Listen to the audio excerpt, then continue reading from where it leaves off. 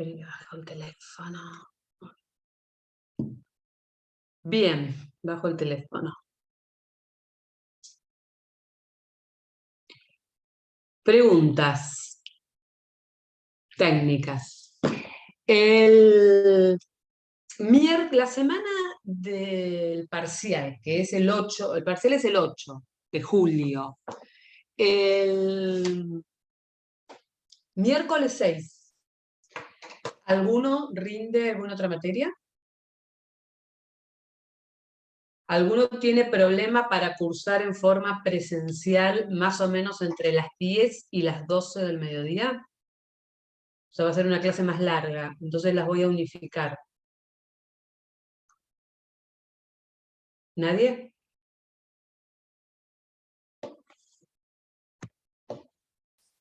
Bien. Manuel, no hay problema. Entonces,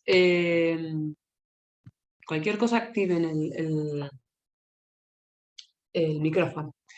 Entonces el miércoles, después ya igualmente sobre la fecha les confirmo la hora, pero seguramente hagamos, o sea, va a ser presencial seguro, porque les quiero pasar el video de la audiencia de vista de causa. Como tuvimos este problema de la clase bueno, problema. Tuvimos una clase menos, que fue la del viernes que hubo asueto, entonces como que se nos compaginó un poco el cronograma que habíamos armado. Por eso la clase que yo les dije que iba a dar el viernes, la voy a dar el miércoles siguiente, pero también quiero tener tiempo suficiente para hacer un repaso porque ya el viernes es el parcial. Entonces va a ser el último encuentro. Otra pregunta. ¿Ustedes podrían, y están de acuerdo, Jero ya me había dicho que no tenían problema en hacer una clase presencial?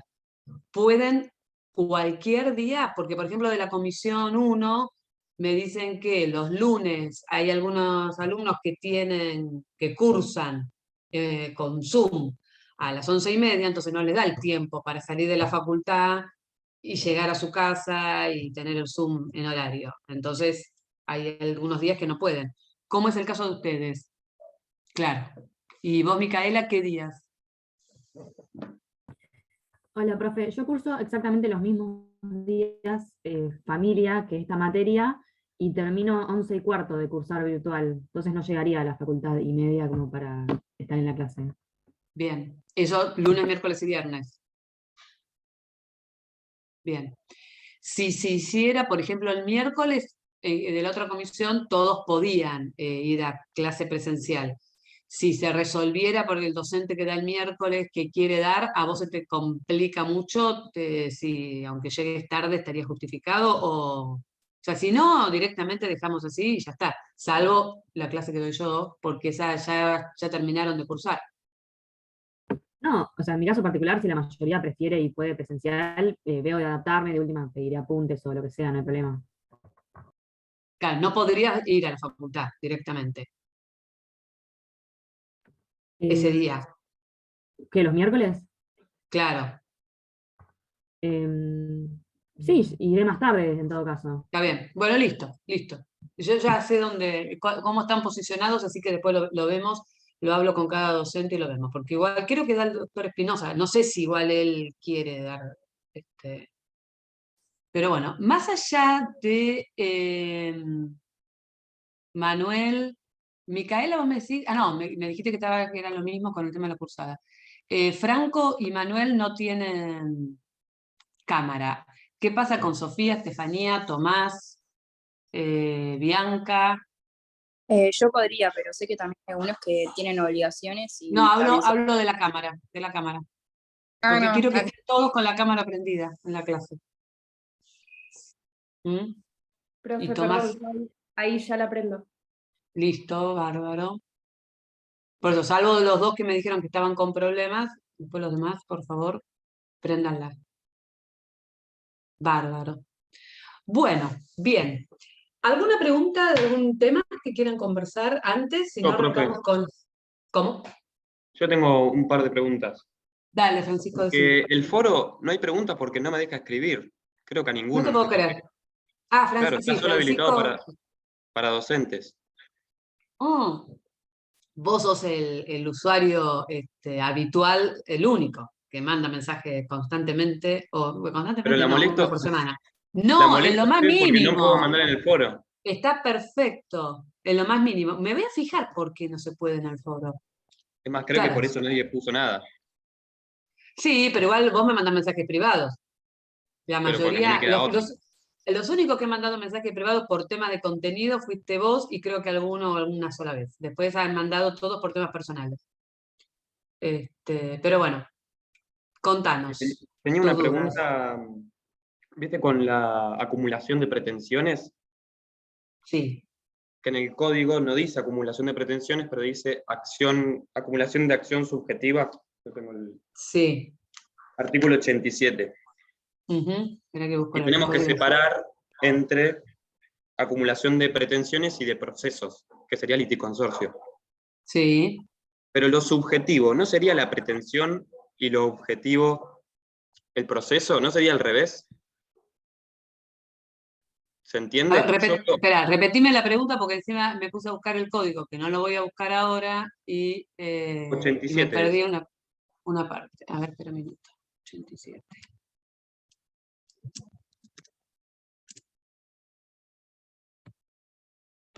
Acumulación objetiva de acciones. Antes de la notificación de la Esa demanda, el actor podrá acumular todas las acciones que tenga contra la misma persona, siempre que no sean contrarias entre sí, dice que objetiva, pero correspondan a en la competencia del realidad mismo juez y que sean por el mismo trámite. Sí. dice ¿Cuál era tu objetiva, pero en pregunta? realidad sería subjetiva, porque es de pretensiones. Lo objetivo sería el proceso, o sea, el liticonsorcio. ¿No estaría al revés? No sé si se entiende lo que quiero decir. Yo veo lo subjetivo como la pretensión en el proceso. Y acá dice acción objetiva. Y con el profe lo vimos así también, como que la acción objetiva es la pretensión, que está mal en el código, pero en realidad, si nos ponemos a pensar, la pretensión es mucho más subjetiva que el proceso en sí, que la acumulación de procesos, que el liticonsorcio. A ver, es una discusión que la veo más filosófica, de filosofía jurídica, más que procesal en sí. O sea, tu pregunta va de acuerdo al criterio del doctor Vicente, que es Y del código. pretensión, ¿cómo? Y del código, porque el código, Vicente sigue el Por, código. por eso, pero Sí. vos decís que, o sea, vos estás, a ver, entonces no entiendo, tu pregunta no coincide con lo que dice, lo que dijo el doctor Vicente es lo que dijo el código, pero vos considerás que estaría mal el nombre. Eso es lo que vamos a querer decir, que Claro, en vez yo de lo ser estaría viendo objetivo, al revés. subjetivo. Lo que pasa es que acá, te digo sinceramente, yo ahora no me acuerdo por qué habla de, o sea, yo no sé si el subjetivo y el objetivo está hablando desde el sujeto o desde el objeto exclusivamente. Porque acá la acumulación objetiva de acciones, o sea, el sujeto es el mismo, es titular de distintas pretensiones y de distintas acciones sobre distintos objetos o pretensiones que entre sí no se oponen, que puede ser competente el mismo juez y que se pueden sustanciar por el mismo tipo de proceso, por lo cual se acumulan. ¿Vos pensás que esto tendría que ser una acumulación subjetiva de acciones? ¿Eso es lo que me estás diciendo?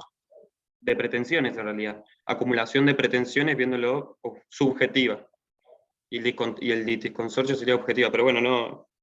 Decimos pretensiones, acumulación de pretensiones y liticonsorcio. Y ya. Sí, yo igualmente no sé si estoy muy de acuerdo con lo que estás diciendo. El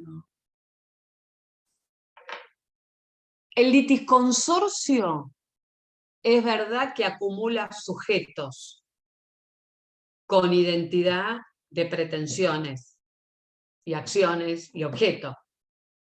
Acá se están acumulando en un sujeto muchos objetos.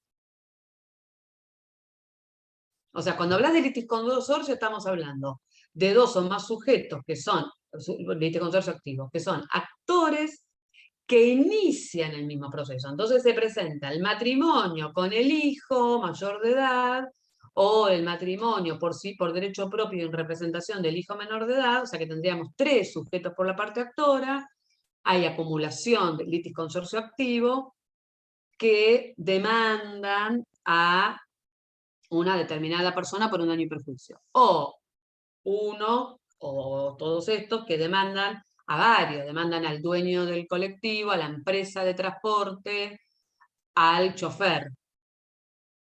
Entonces ahí acumulas en un mismo proceso acciones, la misma acción contra varios sujetos, o varios sujetos inician una acción contra uno o varios demandados. Y en el otro, en realidad, vos estás unificando en un solo proceso varias pretensiones. ¿Eso está claro, Francisco? O sea que tu pregunta es más que nada con respecto al nombre, si estaría bien el nombre o Claro. mal. Sí, como que lo veo al revés. Yo no lo veo al revés. Porque uno es el objeto del proceso. Se acumulan los objetos del proceso. Por eso es una acumulación objetiva. En cuanto al Yo objeto, veía que dentro del proceso, en realidad lo subjetivo tiene que ver más con la pretensión que con el proceso. Entonces, si me haces elegir entre pretensión y proceso, yo digo que la pretensión es subjetiva y el proceso es objetivo. Pero sí es solo clasificación. Sí, pero no. Me hacía ruido el pero nombre, nada más. está bien, pero no estaría relacionado con eso. Porque todos estos procesos son subjetivos. Son procesos individuales, derechos subjetivos. Entonces, no, entraría por otro lado. Pero bueno, está buena el análisis. Y Porque si una estás más, profe. analizando eso es porque estás estudiando bastante. Y una más Sí, tengo. dime. En los procesos de conocimiento, viste que decimos que con sentencia firme tienen calidad de cosa juzgada.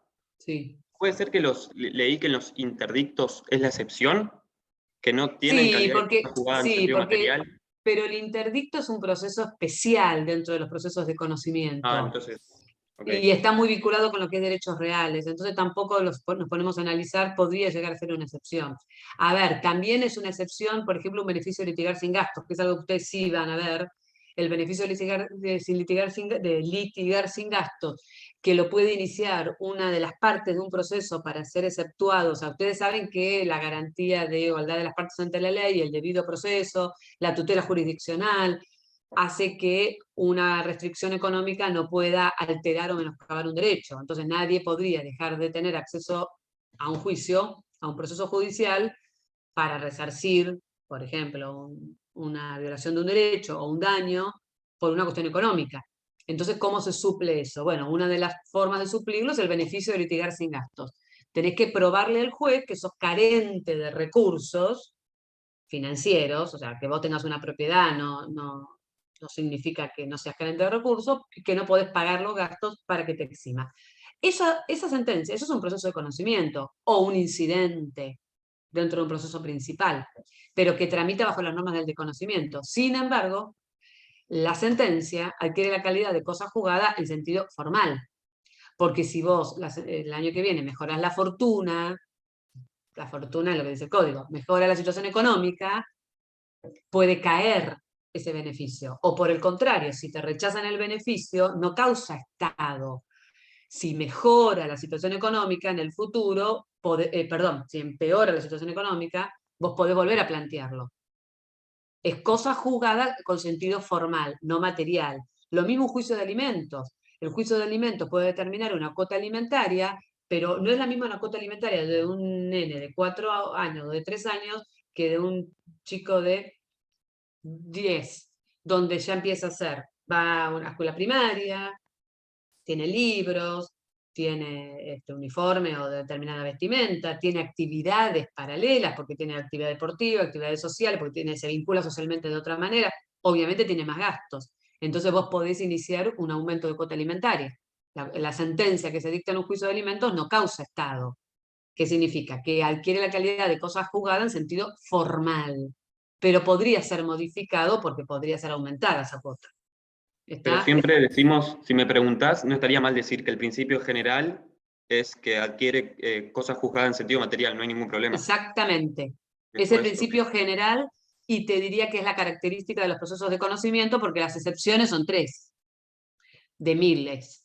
O sea que es como un principio general casi uniforme, salvo que el código le dé otro efecto especialmente. Como regla, es cosa jugada en sentido material. Perfecto, gracias, profe.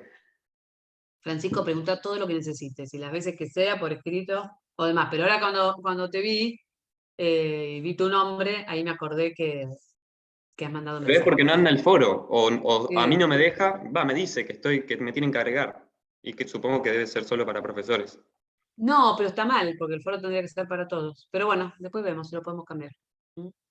Bueno, vamos a ver hoy, tenemos que ver dos temas que no tienen nada que ver uno con el otro, pero bueno, vamos a dedicarle. Uno es excepciones previas y el otro es procesos colectivos. De procesos colectivos, yo ya les subí un artículo de la ley que está muy bueno para que lo puedan estudiar de ahí, porque quiero dedicarme, lo vamos a ver, pero lo que quiero es dedicarme de lleno a excepciones, que es un tema donde siempre tienen dificultades. Es más complejo para entender. Entonces, le vamos a dedicar el tiempo que necesite y el que nos queda, hablamos de procesos colectivos. A ver, cuando nosotros vimos los procesos de conocimiento, el proceso de conocimiento, ahí ya Francisco nos hizo acordar algunas cosas, partimos de una incertidumbre jurídica, no hay límites con respecto a los hechos que se pueden alegar, en la medida que tengan relación con el objeto del proceso, obviamente, ¿no? Que sean conducentes. No hay límite en cuanto a los medios de prueba que se pueden ofrecer, si los hechos han sido negados o desconocidos. O sea que tenemos una posibilidad de discusión muy amplia, porque partimos de una incertidumbre jurídica y necesitamos llegar a una declaración de certeza que nos va a dar la sentencia. Entonces, cuando se corre el traslado de la demanda al demandado, ustedes ya vieron que el proceso de conocimiento ordinario, el plazo para contestar la demanda es de 15 días, para contestar la demanda en el sumario de 10 y 5 en el sumarísimo. ¿Qué es lo que hace el demandado cuando contesta la demanda? Va a oponer todas las defensas que él considere necesarias. ¿Para qué? ¿Cuál es el objeto de la contestación de demanda? Para desestimar la demanda, digamos. Sí. ¿Qué sería, Daniel, desestimar la demanda? Que no se le dé tratamiento a todo lo que dice, digamos, el actor. A ver, no sería que no se le dé tratamiento, porque si decimos tratamiento podemos entender que es la discusión en el proceso. Puntualmente, en una palabra, ¿qué pide el demandado?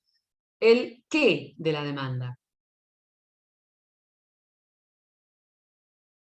Rechazo. El rechazo. Esa es la palabra que se tienen que acordar.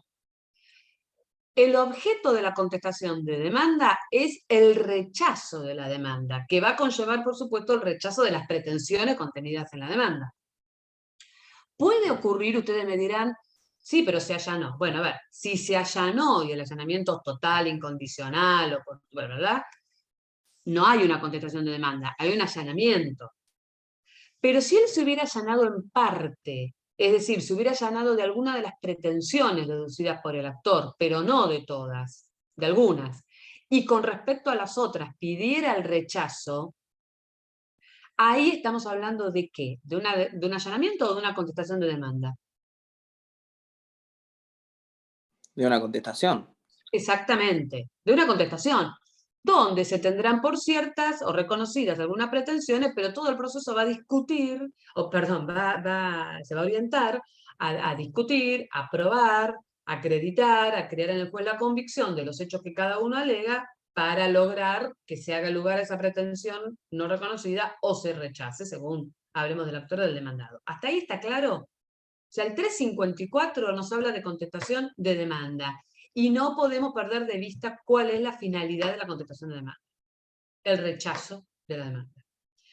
¿Qué defensa puede articular el demandado cuando contesta la demanda? Todas las que quiera. Todas las que quiera. Sean defensas basadas en cuestiones fácticas, es decir, en los hechos, negando, desconociendo los hechos que alega el actor o reconociéndolos, aportando hechos nuevos que puedan modificar o que puedan extinguir alguna obligación, no importa. Cualquier hecho puede ser, en la medida que sea conducente, ¿no? Que tenga relación, obviamente, con la cuestión que se está discutiendo, cualquier hecho puede ser aportado e introducido por el demandado en la demanda, en la contestación de demanda. Los argumentos jurídicos, que se acuerdan que siempre nosotros hablamos de los hechos y el derecho como los pilares de la demanda, de la contestación y de la sentencia. No se olviden de eso. El demandado entonces va también a dar todos los fundamentos jurídicos, que no es, no, yo tengo derecho a cobrar, o yo tengo, o no, no estoy obligado a pagar. No, es el código tal artículo, la interpretación de los jueces, o sea, la jurisprudencia puntualmente, la doctrina. Todo eso lo vamos a articular como argumento para tratar de que el juez rechace la demanda. ¿Y en qué nos vamos a basar? En la defensa que querramos. No hay límites, porque hablamos de un proceso de conocimiento. Sin embargo, el código nos permite que si la defensa que tenemos que articular, o alguna de las defensas que queremos articular en la contestación, tengan relación con los presupuestos procesales, puedan interponerse a través de las llamadas excepciones de previo y especial pronunciamiento.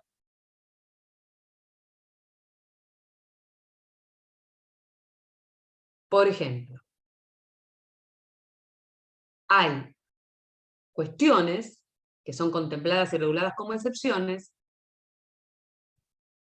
que se generaría una violación al principio de economía procesal que esté todo el proceso, un gran dispendio jurisdiccional, para llegar a la sentencia y que el juez diga, soy incompetente. ¿No? Entonces, ¿cómo podría plantear el demandado la incompetencia del juez? ¿A través de qué? Corrección declinatoria inhibitoria. Claro, a través de declinatoria inhibitoria, que lo vamos a llamar excepción de incompetencia. El actor inició el proceso, determinó quién era juez competente, porque él dijo cuál era la materia y cuál era el departamento judicial, fue sorteado. El demandado, cuando contesta la demanda, plantea la incompetencia. En razón del territorio, la materia, del grado del turno, no importa qué, plantea la incompetencia. El juez, antes de resolver cualquier otra excepción o antes de avanzar en alguna otra cuestión del proceso, va a tener que manifestarse sobre su competencia. ¿Qué va a hacer entonces el juez inmediatamente cuando el demandado oponga una excepción de incompetencia? ¿Le da traslado al actor?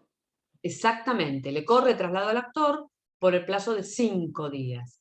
Las excepciones previas en el proceso ordinario y en el sumario se plantean dentro de los 10 primeros días, plazo que se podría prorrogar en razón de la distancia, igual que la contestación de demanda, de un día cada 100 kilómetros o fracción mayor a, cada 200 kilómetros o fracción mayor a 100. O sea, si el demandado vive en Buenos Aires y tiene que contestar un juicio en Mar del Plata, en vez de es ordinario, tendrá 17 días. Y para poner excepciones tendrá 12. En el sumario, los plazos son simultáneos, o sea, es el mismo para contestar la demanda que para poner excepciones. La particularidad que tienen los plazos el plazo de oponer excepciones es que no suspende el plazo para contestar la demanda. Es decir, ambos plazos corren en forma simultánea. O sea que hoy se notificó el demandado, hoy viernes 10 de junio, vamos a dar cuenta que fuera sumario, tiene 10 días hábiles, hagamos de cuenta que no hay feriados, que sería el viernes que viene, no, el otro, si no hubiera feriado, el viernes que sería 21, o lunes 23, con cargo, le vencería el plazo para contestar la demanda y para oponer excepciones. Todas las excepciones se plantean en un mismo escrito, y si contestara la demanda, en el mismo escrito, hace la contestación de demanda. Acá rige un principio procesal, porque en realidad el demandado, cuando pone la excepción, no sabe qué va a pasar, y entonces no puede correr el riesgo de no contestar la demanda, porque si no la contesta le vence el plazo. entonces la va a contestar. Igual eso después se los dejo para más adelante porque quiero explicar otro tema antes.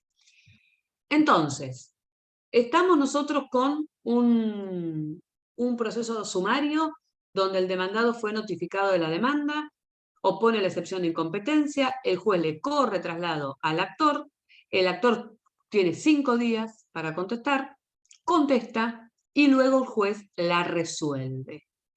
La sentencia o la resolución judicial a través de la cual el juez resuelve las excepciones previas se llama sentencia interlocutoria. Todavía ustedes no vieron resoluciones judiciales, pero ya las van a ver. Está bueno que ya empiecen a saber de qué se trata. A ver, O sea, ahí el juez segundo, resuelve un Sí. incidente que pasó. Cuando hay sentencia interlocutoria. Perdón. Es que ahí el juez resuelve, Repetime. digamos, un incidente, o sea, que pasó algo en el proceso de gravedad y tiene que resolverlo con la interlocutoria, ¿o no? ¿O me estoy equivocando? A ver, la sentencia interlocutoria es la resolución judicial a través de la cual el juez resuelve un conflicto que se genera en el proceso que es ajeno a la cuestión de fondo. Porque la CAT, ¿qué tiene que resolver en este ejemplo que vimos? Si es competente o no es competente. No está resolviendo si el actor cruzó con el semáforo en luz roja o el demandado y lo atropelló y qué daño le produjo. No se va a expedir sobre eso. Se expide sobre una incidencia. Ese es el objetivo de cualquier sentencia interlocutoria. En este caso, se da esa particularidad. Discúlpenme un segundo, ya continúo.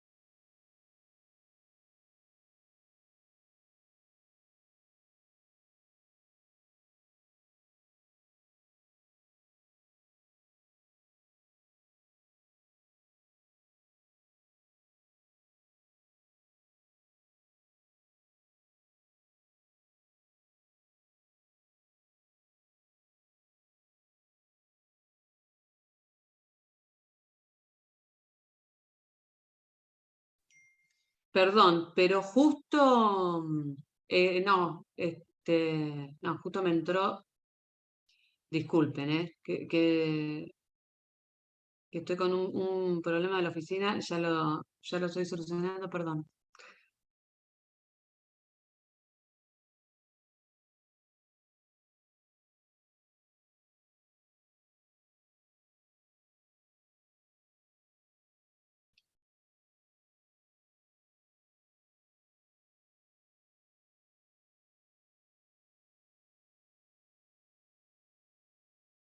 Bien.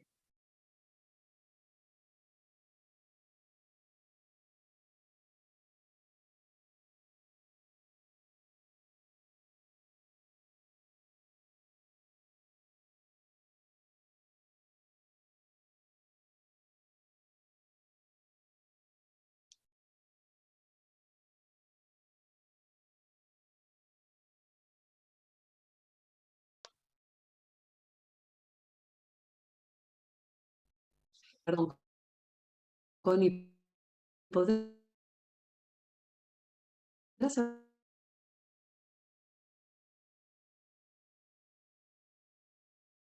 hablar con Alicia? Porque yo estoy dando clases de gas en el estudio. Justo el plomero que hace 2 meses que estoy esperando llegó hoy, gasista, cuando yo estoy acá, en mi casa dando clases. Bueno, no sé por qué mi conexión es inestable. Bien, volvemos. Entonces, la cuestión es que el juez va a tener que resolver esta incidencia. Y esta incidencia, si no se subsana, puede poner fin al proceso o no, porque no es únicamente la incompetencia la que puede plantear. Pensemos nosotros a ver qué otra defensa podría articular como excepción previa. Daniel, si este tema vos lo sabés, prefiero te voy a pedir que no lo digas como para darle oportunidad a tus compañeros. O sea, lo que quiero es que lo razonen. Si alguno lo sabe porque ya lo estudió, lo leyó, hagamos un minuto de silencio. Si nadie lo razona, ahí sí les pregunto. Entonces, como sé que Daniel seguramente lo sabes, por eso te pido. ¿Defectos en la demanda podría ser? ¿Cómo? ¿Defectos en la demanda? Claro, exactamente. La excepción es defecto en el modo de proponer la demanda. ¿Qué significa? Si yo la demanda la hago y resulta que no puse quién es el actor, o los datos que identifiquen al actor, o no puse el monto que reclamo y no tengo forma de... O sea, porque yo podría, la demanda no es defectuosa si yo no pongo el monto, pero justifico que, por ejemplo, todavía no, está no tiene el alta médica la persona, el actor, entonces no se sabe cuál es la incapacidad que va a tener, entonces no podemos establecer un monto, todavía tiene que someterse a operaciones y demás, pero por miedo a una prescripción interpone igualmente la demanda. Pero bueno, si no lo justifica o hay algún otro tipo de defecto, la defensa del demandado es bastante, o sea, no es lo mismo, su derecho no está satisfecho porque él no sabe exactamente qué es lo que se le está reclamando. Entonces, el defecto en la demanda es una excepción. ¿Qué particularidad tiene? Lo mismo que la incompetencia, que si se subsana, el proceso puede continuar normalmente. ¿Qué otra? ¿Qué otra posibilidad? ¿Qué otra cuestión podría plantearse que implique una defensa que no haga la cuestión de fondo, pero que esté vinculada con los presupuestos procesales? ¿Qué les parece? Que la ¿Qué se les cosa ocurre? haya sido juzgada anteriormente. Exactamente. ¿Qué significa esto? Que ya hubo un proceso con identidad de partes, objeto, pretensión, vinculado en la misma, o sea, basado en la misma relación jurídica, que llegó a una sentencia definitiva y que adquirió la calidad de cosa juzgada. Por lo tanto, ¿se puede plantear ese mismo derecho en otro proceso? No, porque la cosa juzgada en sentido material, ¿qué dijimos? ¿Qué característica tiene? Que es inmodificable. En un proceso posterior no se puede volver a discutir. Si el actor promoviera una demanda sobre cuestiones que ya están resueltas en un proceso anterior, el demandado puede oponer la excepción de cosa juzgada. Ahora, ¿qué pasaría si el juez hace lugar a la excepción? Y acá sí se termina el proceso. Claro, se termina el proceso. Exactamente. Por supuesto que tiene que quedar firme la sentencia interlocutoria para que se termine el proceso, porque piensen ustedes que la sentencia interlocutoria se va a notificar y puede llegar a ser apelada, entonces hay que ver qué es lo que dice la Cámara con respecto a eso. Se podría llegar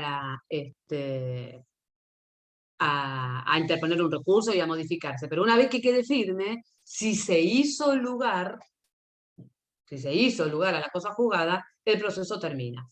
Ahora, ustedes son abogados, viene un demandado, les trae un proceso y le dicen, mire, yo todo lo que estuve leyendo, este tema ya se resolvió. Ustedes analizan el proceso anterior al que refiere el demandado, a su cliente, y dicen, sí, acá hay cosa juzgada.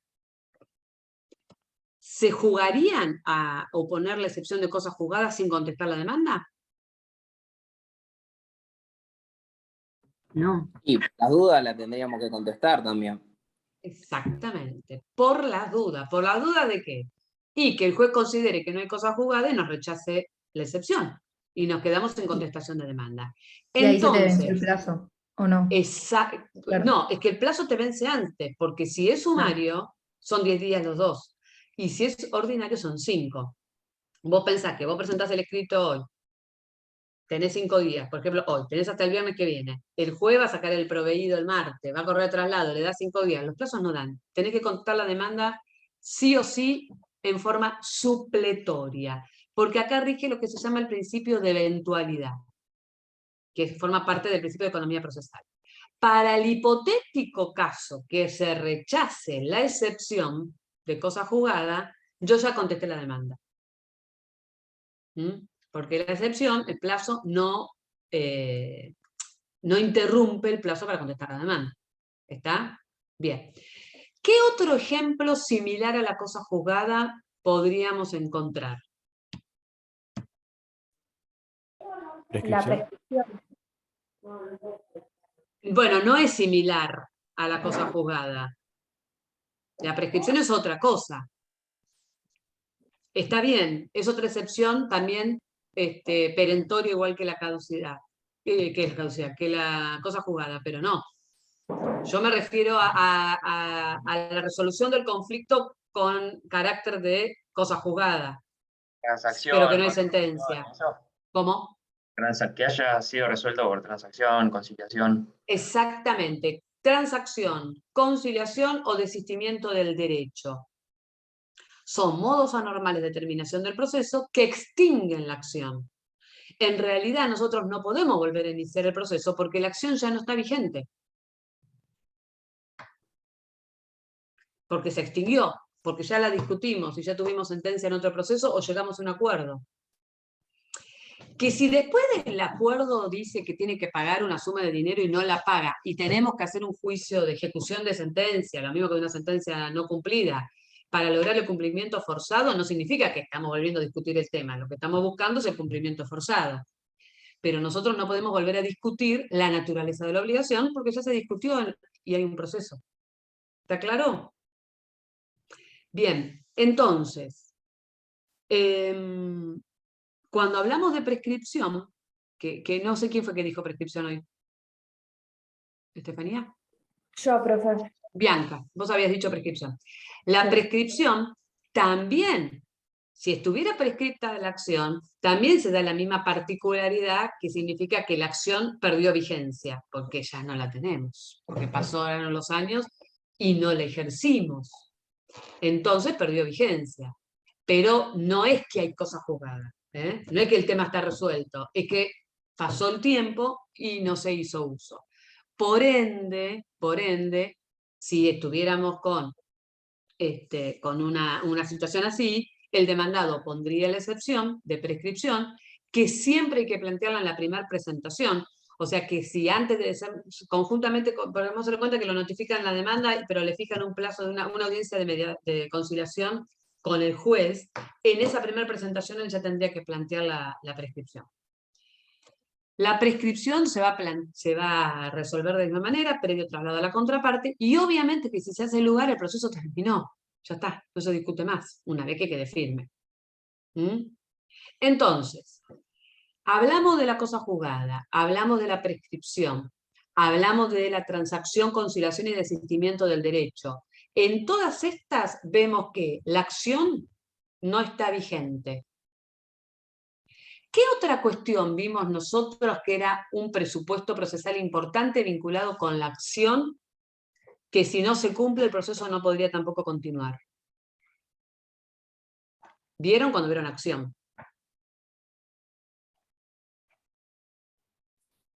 ¿Puede ser falta de legitimidad para obrar? Exactamente. No es legitimidad, es legitimación. Perfecto.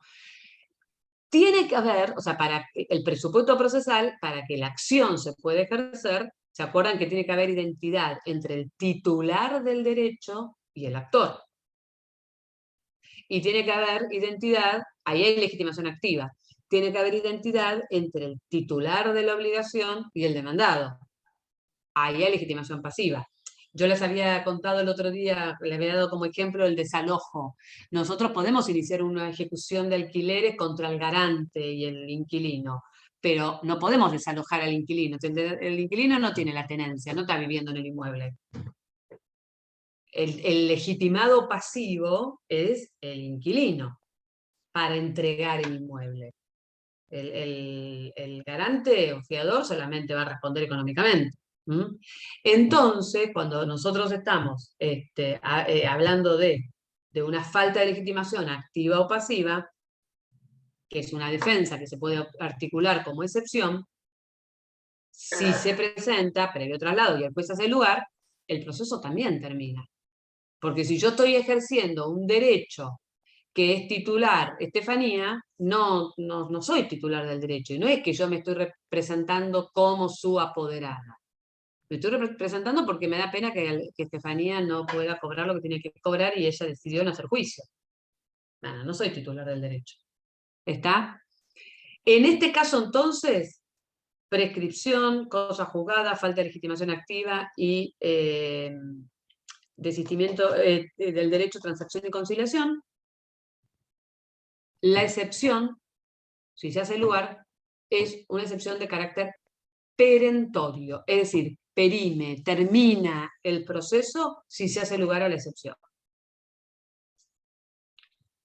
Como es tan delicado el tema, porque no es que, bueno, lo subsanamos y después seguimos, no, es algo que ya el proceso se terminó y estamos en la etapa introductoria, es que el código dice que en el caso de la falta de legitimación activa o pasiva, si no fuera manifiesta, es decir, si no surgiera de la documentación presentada con la demanda y la contestación, y fuera necesario producir prueba, si bien se puede hacer una producción de prueba, en esta etapa introductoria con respecto a las excepciones, les digo que la realidad es que nunca se hace, si no fuera manifiesta, el juez puede resolver la excepción con la sentencia definitiva. Y no con una interlocutoria en la etapa introductoria.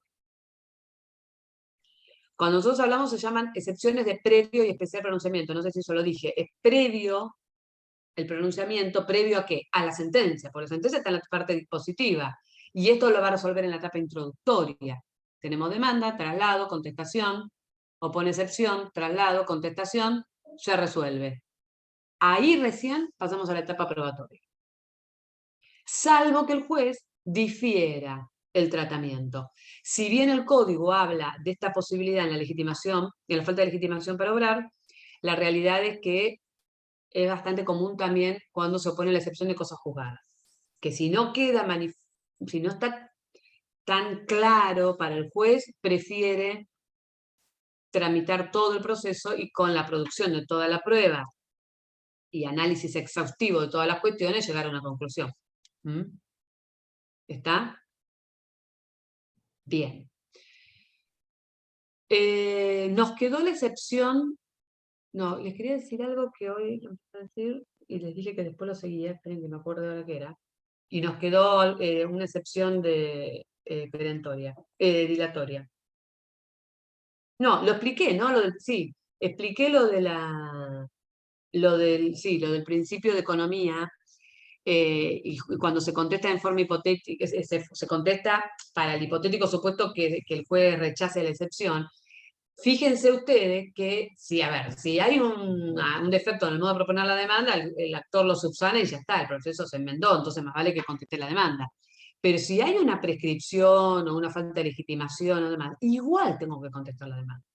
Igual, porque si llegara el juez a rechazar, eventualmente llegara a rechazar la excepción, aunque yo esté confiadísima que la excepción tiene que proceder, puede ser que la rechace. Y me quedé sin la contestación de demanda. Entonces, es importante que ustedes ya empiecen a interpretar los principios procesales, que creo que no lo vieron todavía, ¿no? De eventualidad. No. Que empiecen a relacionar, porque está todo relacionado a esta parte. La sentencia interlocutoria, el traslado, la bilateralidad de la acción, los principios. Bueno, hay dos defensas más que ustedes no plantearon, que no mencionaron, que una es la falta de personería, que no es lo mismo que la falta de legitimación. ¿Cuál sería la diferencia entre la falta de personería y la falta de legitimación? La falta de personería es la del abogado, ¿no? ¿Cómo? Perdón. ¿La falta de personería? Cuando no se adjunta el poder del abogado. O se adjunta un poder que no es el que corresponde, porque o no lo faculta ese abogado, o no lo faculta para ese tipo de juicios, o no es el actor. Bien. ¿En qué otro caso habría falta de personería? Discúlpame, ¿en falta de personería es una excepción dilatoria o no? Sí. Ahora les explico por qué. Sí. ¿En qué otro caso se podría dar la falta de personería? ¿Podría haber falta de personería en que se cumplan los 60 días de gestor y no se haya ratificado lo actuado? No, ahí es más grave, porque ahí es nulo. A ver, no, Ahí es nulo todo lo actuado y es responsabilidad del abogado, que no ratificó lo actuado. Porque si yo invoco el 48 y todavía no ratifiqué, y cuando notifican la demanda al demandado, en realidad el demandado no sabe si a mí el actor me dio instrucciones o no. Yo actúo diciendo que sí, pero todavía no lo acredité. Entonces, en el caso que no lo haga, es nulo. No, es en el caso de que hablemos de otro tipo de representante, que no sea el abogado apoderado. No se olviden, porque eso Capacidad, también por es un tema que se ejemplo. los confunden. ¿Cómo? Perdón, incapacidad podría ser. Claro, un representante de una persona con capacidad restringida o el representante de una persona jurídica. Yo soy la abogada apoderada y tengo poder del banco XX, pero resulta que el que me dio el poder del banco XX era un gerente que ya no está más como tal. Entonces el poder fue dado por alguien que no representaba al banco. Entonces yo no tengo forma de acreditar la personería. El administrador del consorcio tiene el mandato vencido. Hubo una asamblea que eligió a otro administrador. Entonces, o no presenta el acta de asamblea en debida forma que acredite que es el representante del consorcio, el representante legal del consorcio. O sea que cuando hablamos de falta de personería puede ser representación legal o representación convencional. Nos referimos cuando alguien actúa en representación de otro y tiene que acreditarlo. ¿Está? Ahí es dilatoria. ¿Y por qué es dilatoria? Que eso adelantó alguno de ustedes que es dilatoria. ¿Por qué es dilatoria? Creo que fue Estefanía.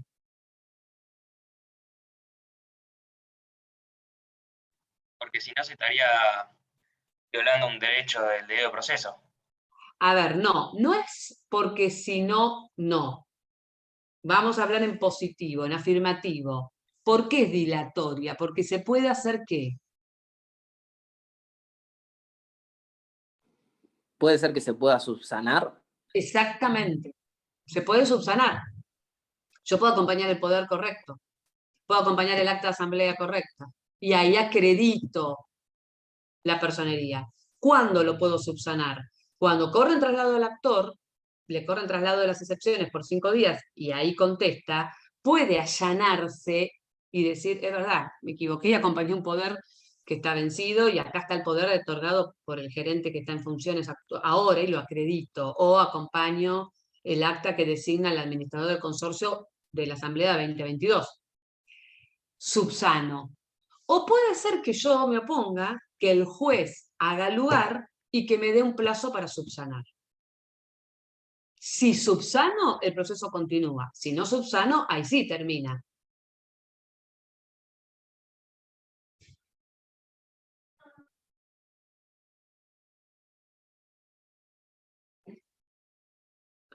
Nicolás, con respecto a lo que vos habías dicho, voy a hacer esa aclaración. No se estaría violando ningún derecho constitucional ni el debido proceso.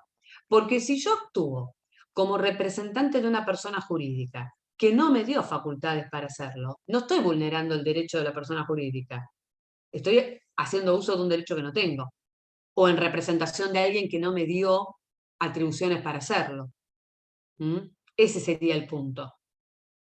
Ese es el punto. Claro, yo me Entonces, si refería es... más a la persona incapaz que tiene derecho a ser defendido o defenderse ante un proceso.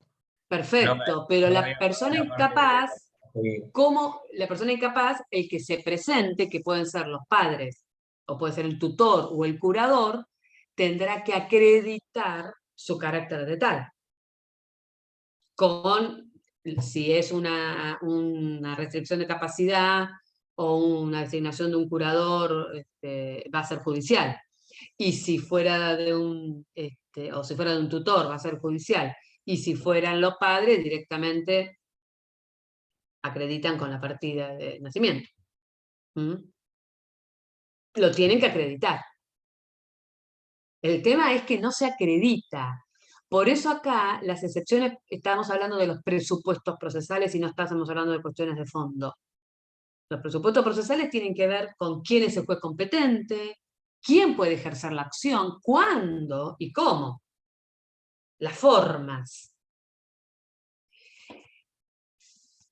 En el caso de la litispendencia, que es otro tema que también faltaba, otra excepción que faltaba, después están las defensas temporarias que no vamos a verlas porque son vinculadas con cuestiones que ustedes todavía no conocen de civil y ya las van a ver en procesal civil, o los beneficios de exclusión y división, que son todas cosas de sucesión.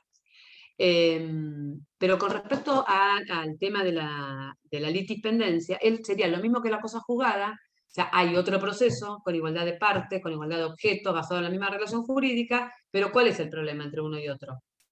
O sea, ¿cuál es el problema? ¿Cuál es la diferencia, mejor dicho, entre uno y otro? Que en la cosa juzgada tengo sentencia firme y que en la litispendencia todavía no hay sentencia. En ese caso, entonces, el juez lo primero que tiene que resolver, si se plantean más de una excepción, es, en el caso que hubiera, la incompetencia y la litispendencia. Porque lo que primero tenemos que saber es si es competente. Si no es competente, no puede resolver las demás. Entonces, primero se resuelven esas dos excepciones. Después resolvemos el resto. ¿Está?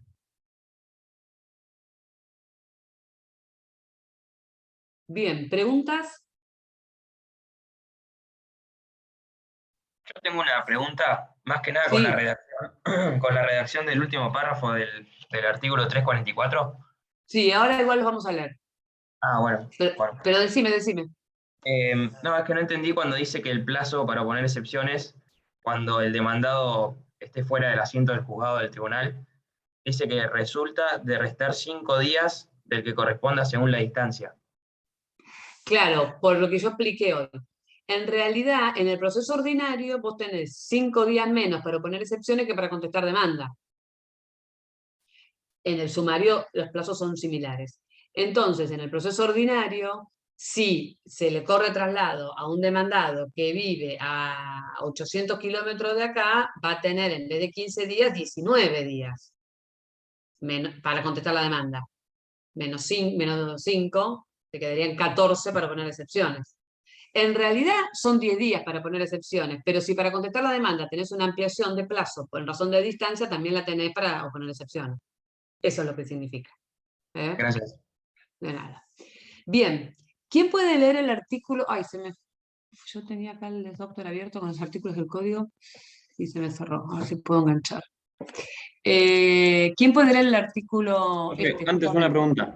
Sí, decime. ¿Puede ser que en la prescripción, en el proceso de conocimiento, me demandan? Yo contesto la demanda y ahí pongo prescripción, no hace falta excepción, pero en el juicio ejecutivo ahí sí lo hago por excepción. Estamos hablando de procesos de conocimiento, no tiene nada que ver con el proceso Listo. ejecutivo. Okay. No, sí, solo conocimiento. El ejecutivo habla de excepciones, pero son excepciones como únicas defensas que nosotros podemos plantear dentro de un proceso y son las enunciadas taxativamente. Acá, en el proceso de conocimiento, esperen que estoy buscando acá el código, en el proceso de conocimiento, las excepciones son defensas que que se pueden plantear en la contestación de demanda, no tienen que ser planteadas como excepciones previas, pero que el código nos permite eso por economía procesal, porque nosotros vamos a poder, esperen, 344, nosotros vamos a poder, a lo mejor, lograr que el proceso termine en la etapa introductoria rechazándose la demanda, porque planteamos la excepción. En cambio, de la otra manera, tenemos que esperar que termine el juicio con una sentencia definitiva. Pero, por ejemplo, en el proceso sumarísimo no se contempla la posibilidad de oponer excepciones previas. ¿Qué significa? Que yo no puedo plantear la falta de legitimación, que yo no puedo plantear la falta de personería, que no puedo plantear la prescripción, que no puedo plantear la caducidad. No, la puedo plantear dentro de la contestación de demanda. No tiene el trámite de previa. Esa es la diferencia. Va a ser resuelto sí o sí con la sentencia definitiva.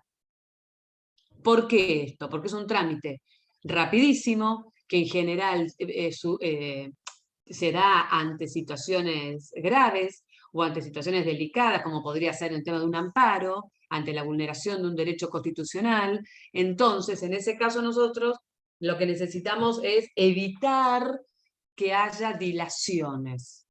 y que haya una excepción, que se corra traslado, que se resuelve, que se apele, que vaya a la Cámara y todo eso, dilata. Entonces, hagamos todo rápido y lleguemos rápido a la sentencia. Y la sentencia resuelve todo. ¿Mm? Ese sería el fundamento. Pero si el demandado dijera, yo voy a plantear la contestación, no sé, la cosa jugada, pero la voy a plantear dentro de la contestación de demanda. No la voy a plantear como excepción, lo puede hacer. Lo puede hacer. No hay inconveniente. ¿Mm? ¿Está? Bien. Entonces esto solo en proceso de conocimiento ordinario y sumario. Las excepciones Exactamente. previas. Okay. Exactamente, sí, bien la aclaración. Exactamente. Yo les subí a ustedes, en realidad no di yo ahora el tema acá, pero les subí un PowerPoint sobre los procesos de conocimiento, ¿no? Que habla demanda, contestación, con todos los pasos, ¿o no? Sí, está en el campus, yo lo vi. Porque ahí, claro, lo subí en el campus, ahí tendrían... no lo encontré acá. Pero bueno, ahí tendrían, tienen algo. Yo había puesto algo sobre excepciones también. Así que cualquier cosa lo pueden ver ahí. Como para repaso, ¿no? Porque el PowerPoint no da mucho más que esa opción. A ver, resulta.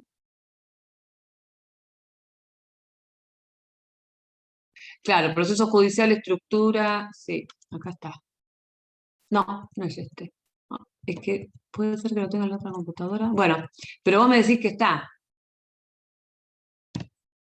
Sí, sí, está. No me acuerdo en qué parte, pero lo vi. Y hay una parte que dice excepciones previas. Ya sé. En clasificación de los procesos. Ahí. Se llama clasificación de los procesos. Sí. Ah, miren, no me di cuenta. Me había olvidado que lo tenía. Pero a ver, les voy a compartir pantalla un minuto y le damos una miradita. Y después seguimos con el tema que tenemos que seguir.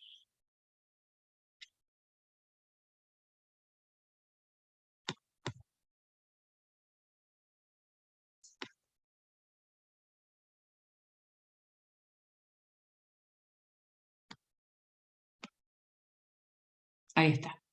Bueno, esto era una primera parte. Contesta la demanda, pide el rechazo de la demanda y de la pretensión. Se allana, reconoce la pretensión y la cumple o promete cumplir.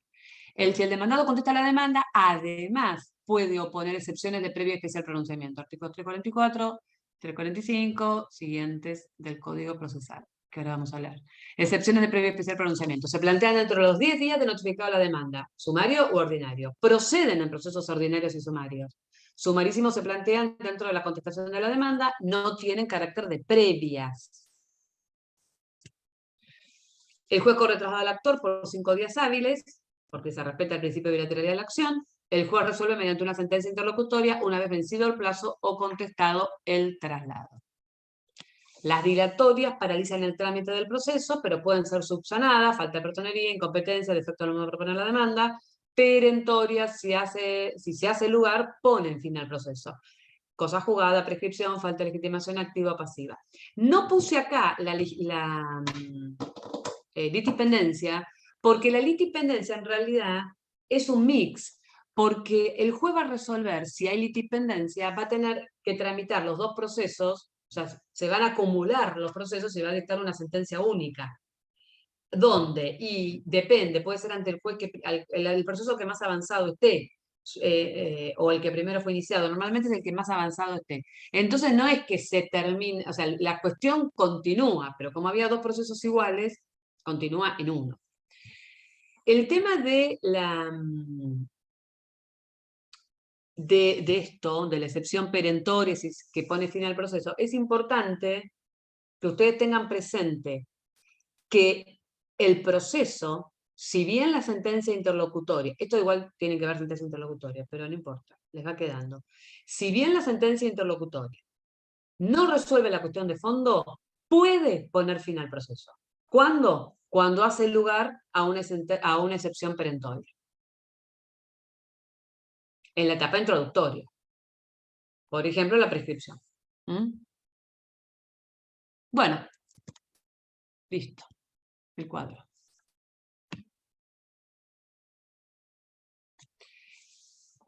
Igual ahí lo tiene. Es una mínima síntesis. Bien, ¿alguna pregunta? Bueno, vamos a ver algo entonces. Yo ya le subí material, le subí un artículo de procesos colectivos. Ah, no, lo que no hicimos es leer los artículos. Pasa que estoy medio corta de tiempo porque aparte debería terminar 10 minutitos antes. Bueno, les digo qué artículos y los leen ustedes porque igual lo desmenuzamos todo. Pero el 344, 345.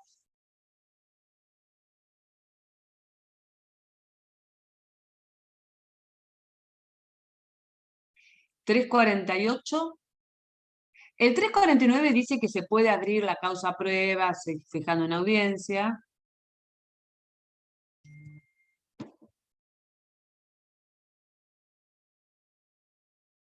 Miren el 350, cuando nosotros hablábamos que alguna vez alguien me lo planteó, bueno, cuando queda firme, o sea, si se discute la incompetencia, ¿se puede volver a plantear? No, una vez que ya queda firme, ya está aceptada la incompetencia, la competencia no se puede discutir nunca más. Esto es el 350. Ni siquiera de oficio. El 351 lo que les mencioné hoy. Previamente, el juez va a resolver la declinatoria, o sea, la excepción de incompetencia y la litispendencia. Si se declara competente, puede resolver las demás excepciones. Si no, no. Lo que hacen los jueces, en general, no las resuelven en el mismo momento, sino que esperan que quede firme cuando se declara competente y después resuelve el resto. Pero bueno, depende. Y acá lo que dice que la resolución es apelable, que eso ya verán recursos. Ah, les tengo que pasar las fechas que me pidió Alfonso Basso.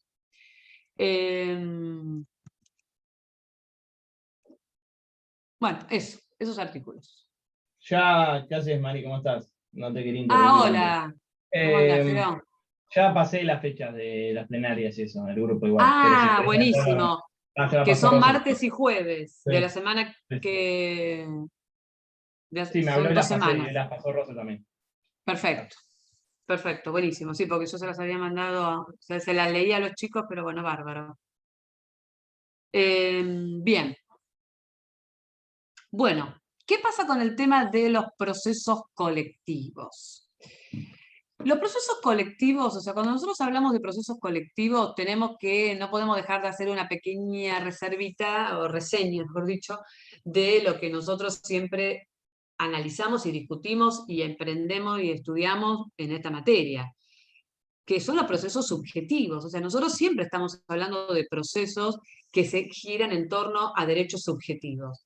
Un actor, podría haber una legitimación activa, como dijimos hoy, perdón, se me fue la palabra. Bueno, cuando hay más de un actor, más de un sujeto por la parte actora. Acumulación subjetiva. Francisco, ayúdame, ¿cómo? Litisconsorcio. Litisconsorcio, gracias. Podría haber un litisconsorcio activo, donde estaríamos hablando que hay más de un sujeto, pero son sujetos que se identifican, que se individualizan, y que como tienen una misma relación jurídica con el demandado, se unen y plantean la misma demanda. Trabajadores que fueron despedidos conjuntamente, personas que fueron víctimas de un accidente de tránsito. Entonces se juntan y hacen la demanda, pues son amigos, pues son compañeros de trabajo, pues son familia. Ahí no dejamos de hablar de derecho subjetivo o de individualidades, aunque tengamos más de uno. Eso es importante que lo tengan presente. Los derechos subjetivos normalmente siempre fueron opuestos contra el Estado y en busca de un reconocimiento a través de una acción jurisdiccional. Pero luego se empiezan a integrar otros derechos que tienen raigambre constitucional y que también son motivo de reformas que han sufrido las constituciones, no solamente la Constitución en la República Argentina, sino en el mundo, donde han empezado a incorporar, como ya vimos otras veces, cuando hablábamos de las facultades activistas de los jueces, vimos también todo un cambio de paradigmas a partir diría, de las guerras mundiales, cuando se empezaron a incorporar los derechos humanos, cuando se empezaron a contemplar los derechos de las minorías, que siempre habían sido menoscabados. Bueno, todo esto también tiene una vinculación con esas cuestiones. ¿Por qué tienen una vinculación? Y porque se empieza a ver y a reglamentar la necesidad de proteger intereses que se encuentran dispersos o intereses que son anónimos, porque no hay nombre y apellido. Pero hoy, por ejemplo, en la otra comisión hablábamos de las personas que sufren celiaquía, ¿no? No sé si alguno de ustedes es celíaco. Pero el celíaco, hasta no hace mucho, acá en la Argentina, no desconocía si los productos que podía comprar eran libres de TAC o no. O sea, las personas celíacas son personas que tienen intolerancia con el trigo, la avena, la cebada y el centeno. Entonces, a partir de un cambio de legislación, se generó que todos los productos libres de TAC tengan que tener un sello distintivo, que lo tienen en todo el mundo, el mismo sello que dice libre de TAC. Entonces, la persona que, que sufre de celiaquismo lo puede consumir sin ningún tipo de problema, aunque sea un caramelo. Lo tiene que decir, aunque sea la leche, porque aunque parezca mentira, por ejemplo, en Argentina, el jamón tiene TAC, porque les ponen harina, porque les da más peso. Por eso el jamón, cuando uno come jamón español, es tan distinto y tanto más rico. Porque acá tiene una producción, entonces no es libre de TAC. Pero ¿cómo se logra esto? O sea, ¿qué van a ir? ¿Todos se van a juntar? Vamos a publicar un aviso en el diario para que todas las personas que sufran o que sus personas que dependen de ellas, menores de edad, sean celíacos, hagan una acción para lograr que las empresas pongan un cartel en los comestibles donde diga que no tienen TAC. No, es imposible. ¿Por qué? Porque acá hablamos justamente de intereses que trascienden lo individual. Entonces, lo que se empieza a organizar, o sea, como para tratar de hacerlo rápido por la escasa tiempo que tenemos, lo que se empieza a organizar es la manera de tratar de tutelar esos derechos poniendo la legitimación activa en cabeza de un representante de todas estas personas, que a lo mejor, o sea, las personas ni se enteran que se va a iniciar un juicio, pero podría ser, por ejemplo, que una asociación que se encuentre registrada y que dentro de su función, de su objeto social, tenga esta función, pueda actuar en representación de los consumidores de telefonía celular de esta empresa XL. O en la protección de intereses difusos, como podrían ser todos los que tienen que ver son derechos híbridos, ¿no? Todos los que pueden llegar a ser como vinculados con el medio ambiente, con la naturaleza. Bueno, cuando surgió todo este tema de las petroleras, si ponían los pozos a 300 kilómetros de la costa de Mar del Plata o no, ahí sale una ONG y plantea una acción judicial colectiva, porque lo que quiere es defender los derechos de todos los marplatenses o todos los que estamos en la costa sur o en la costa de este sector del Atlántico. No va a dar con nombre y apellido. Si el juez determina una medida cautelar, lo impide, o lo que sea, ¿quiénes se van a beneficiar si es que realmente se comprobara que eso genera un perjuicio o una alteración del medio ambiente? Bueno, los que tenemos más cercanía y todos los que quieran venir a la costa marplatense. Eso es lo que pasó, no sé si se acuerdan, porque ya creo que ustedes eran chicos, pero bueno, a lo mejor se enteraron porque fue un tema muy largo, con las papeleras en Fraiventos y ahí en Gualeguaychú. O sea, si no me equivoco, era Dinamarca. O sea, los daneses no querían tener una papelera, o Finlandia, no me acuerdo.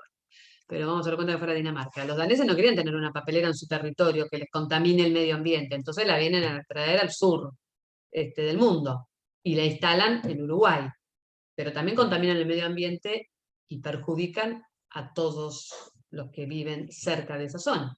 Entonces, ahí, en este tipo de cuestiones donde hay intereses difusos, porque ustedes me van a decir, bueno, sí, pero nosotros podemos hacer un censo de quiénes son los que viven. Sí, pero no solo son los que viven, son los que van a trabajar, los que pasan, los que se van a mudar en el futuro. Es imposible identificar a todos los que pueden resultar beneficiarios o perjudicados con una determinada disposición. Entonces, ¿qué se hace? Esto es un interés colectivo, esto es un proceso colectivo. Acá, el que lo ejerce puede ser el defensor del pueblo, O puede ser, como les dije, una ONG, una asociación, que va a lograr el cese de una actividad, o la reglamentación de la actividad, o la regulación de la actividad para que no genere un perjuicio. Lo mismo, por ejemplo, si nosotros, este ejemplo se los di a ustedes, no me acuerdo hablando de qué, en la primera parte de la materia. Pero si nosotros, por ejemplo, habláramos de, que yo les di el ejemplo de un redondeo, o de que nos cobren 2 pesos de más a cada uno en nuestro, o 20 pesos de más del celular. Esos 20 pesos de más en un año son 240 pesos. ¿Qué van a hacer un juicio por 240 pesos? No. Pero si los 240 pesos los llevamos a 10.000 personas, son 240.000. O sea, si los llevamos a 1 millón de personas, son 240 millones de pesos. O sea, que cada uno de nosotros no ve alterado, pero tiene un beneficio, tiene un beneficio ilegítimo, ilegal, la empresa, que no corresponde.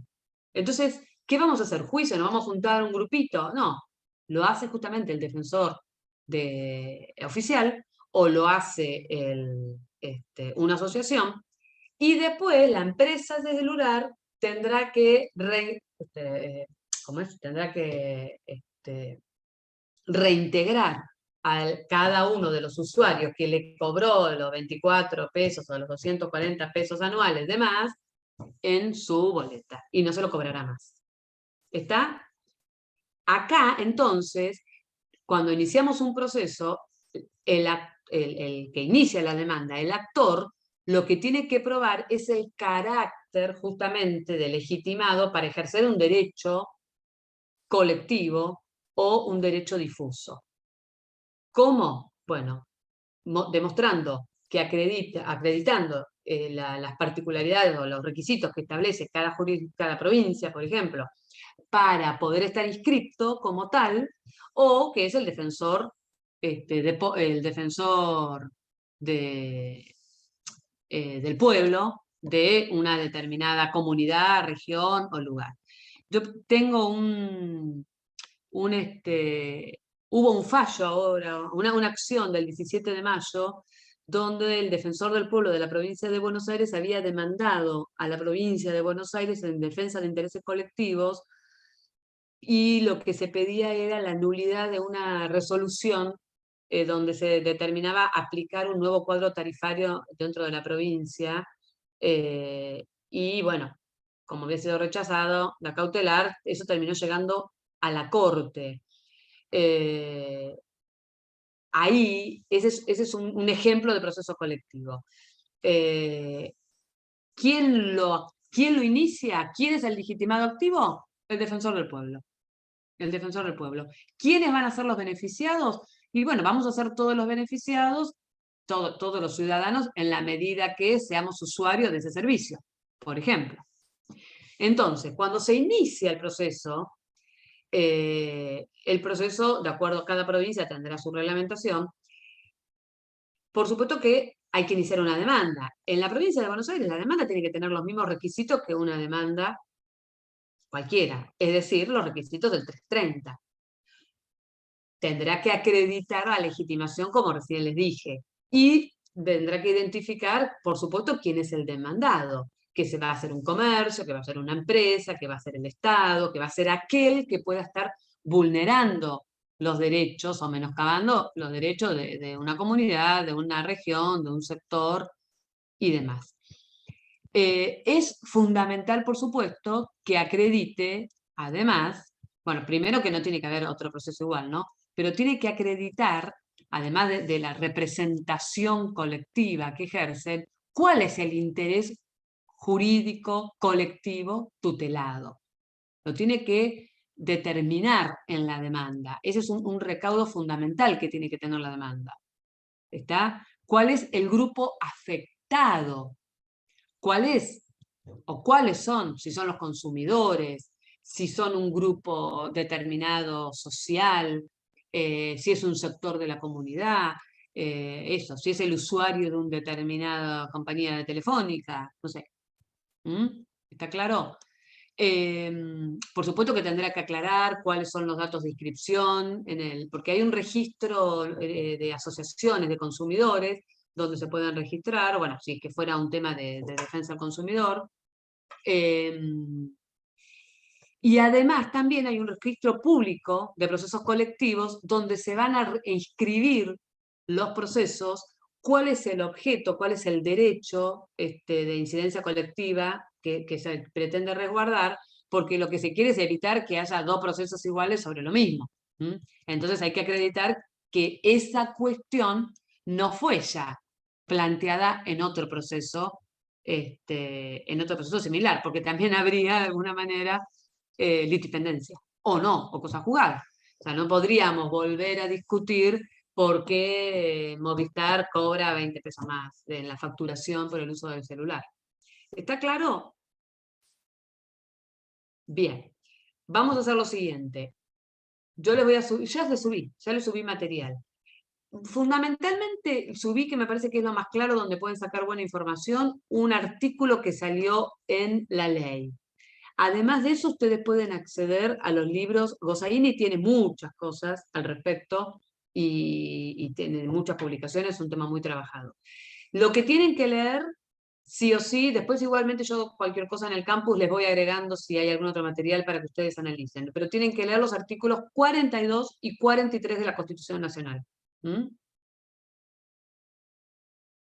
Y cuando nos vemos en la próxima clase, cualquier duda, o cuando o si tienen clase con algún otro docente, o con la doctora Bustamante, que también conoce del tema, le pueden consultar a ella, o me consultan en el campus, o cuando nos vemos en la clase que viene, si quedó alguna duda de esto. ¿Está? ¿Preguntas? Tengo una sola duda. No me Dime. quedó bien claro quién era el legitimado activo en procesos colectivos. ¿Solo el defensor del pueblo? El defensor del pueblo o la asociación que pueda representar a los consumidores, a los usuarios, a las personas que puedan estar afectadas por una vulneración de un derecho.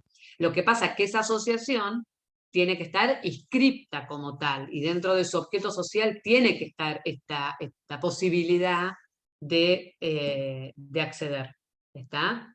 De peticionar o de iniciar un proceso como legitimado activo. Porque actúan en representación de un grupo. Y otro tema que me olvidé, ya algunos se fueron, pero bueno, suerte porque no dije que había terminado, así que otro tema que es importante es los efectos de la sentencia.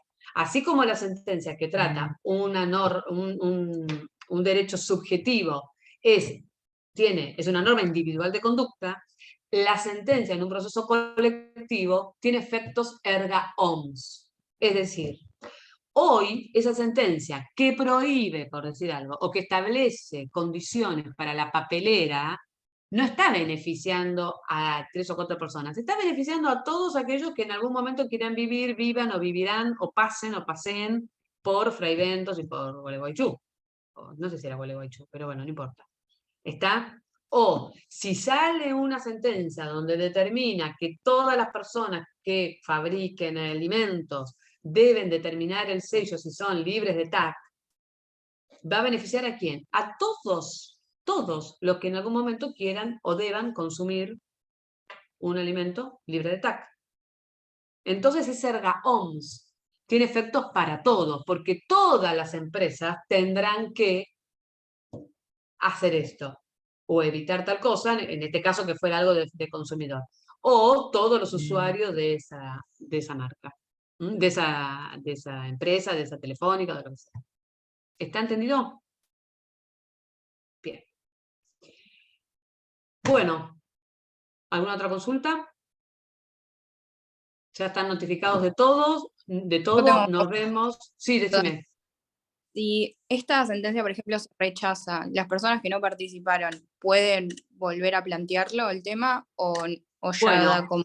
Está bien tu pregunta. Lo que pasa es que como hay un registro, Claro. habría que ver cuál es el rechazo y cuál es el pedido. A lo mejor, porque esto ya estaría registrada esta cuestión, no se podría volver a plantear si ya hubiera un rechazo. salvo que es lo que se plantee sea una cosa parecida pero diferente. Está bien, ¿Entendés? habría Pero el lo mismo registro. ya no se podría, claro, exacto. Eso es lo que se pretende, evitar que haya más de un proceso con el mismo objeto.